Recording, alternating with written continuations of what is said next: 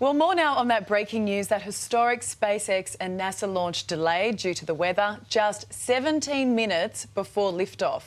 We're joined now by former NASA astronaut Chris Hadfield. Chris, thank you so much for your time this morning. This is such a disappointment. We had all that build-up and then nothing. Can you explain how a little bit of bad weather can put a stop to such a highly anticipated moment? Yeah, four different things, Ali. Number one is wind. Can't have, I'm hearing a lot of noise. Can you hear me okay? Yeah, no, we can hear you just fine. Thanks, Chris. All right. Okay, great. Number one is wind. You can't have the rocket go into the tower, and when it goes up, you don't want wind to take it off course. Number two is hail. Of course, you don't want to fly through hail.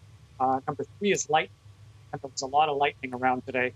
And the fourth thing is they're heading up the coast of the United States towards Canada, and if they head to port, the crew has to be safe in the ocean. So a couple of those things inspire me today. Got to wait for the weather, just like always. We're having a few little issues hearing you there, Chris. We'll try and continue. But just explain to me, and you've been into space before, how would those astronauts be feeling right now? They were so close. Oh, they're fine. They've been training for this flight for, gosh, years and years and years. And this is just one more day of training. So they're not worried about it. You know, they've already been in the vehicle many times. You know, it's disappointing for them because they know how many people were watching and the president flew down and everything else. But for them, no big deal. After 10 years of getting ready for this, one more day is just one more day to get ready. Well, that's the thing, isn't it? So we're planning now for it all to go ahead on Sunday morning. What happens in the meantime? The crew will go back into refresher training. They have simulators, things to keep themselves fresh. They'll be looking at the systems.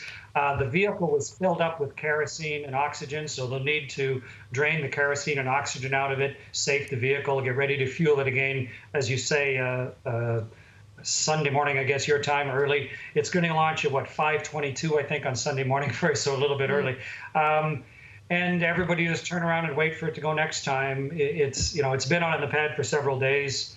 It's just part of space flight. There's no guarantees. It's not an airline. You know, it is a very complicated and very dangerous thing. It's the first time this rocket has ever launched with people on board. They take it appropriately seriously.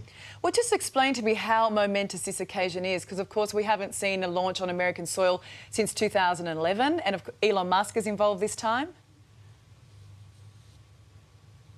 I think it's momentous for two or three reasons. One of the big one is Americans haven't launched from their soil in almost a decade, so that's a big deal. This is a brand new vehicle that needs to be tested, so that's kind of a new thing. The Americans haven't had a new human spaceship in since 1981, so that's a long time.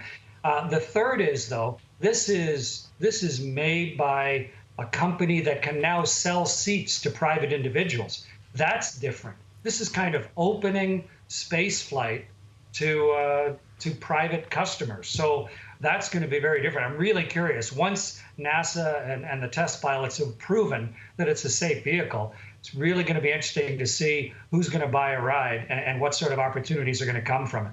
Gosh, can you imagine just being, the first passenger into space who's not an astronaut? I mean, what is that feeling like to be launched into space? Well, it's a few things, Ali. It's really physical. It shakes you like crazy. It just beats your body up. The vehicle's violent and powerful. It's really exciting because you're doing something you've always dreamed of, and the buildup has been huge. So it's at a personal level, it's enormous.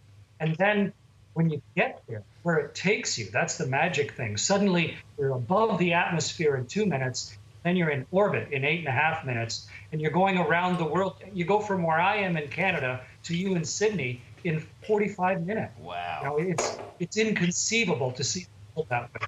All of that happens simultaneously, so it's wonderfully overwhelming. And I've been lucky enough to spend half a year off the planet. I'd go again like that if I had the opportunity. Well, I was going to ask you, I mean, do you miss it? Do you watch these guys, Doug and Bob, and look at them about to head off and wish it was you? Oh, no, I flew in space 3 times. I flew 3 different rocket ships. I don't miss the things that I've done. I mean, I did them. That'd be silly to miss the things that have been a big part of your life. They turned me into who I am. No, I wish them well, but you can't do anything forever. Eventually, there's a start and a finish to every phase of your life. So I'm completely comfortable with that. I would love to fly in space again, of course, but I love all the other stuff I'm doing too. And I was an astronaut for 21 years. I was only in space for 6 months. I loved every single day of being an astronaut. So it's not just space flight that makes life worthwhile. It's all the other amazing things. And occasionally, maybe you get to fly in space too. I love the twinkle in your eye when you talk about it. Chris, thanks for joining us this morning. Appreciate it.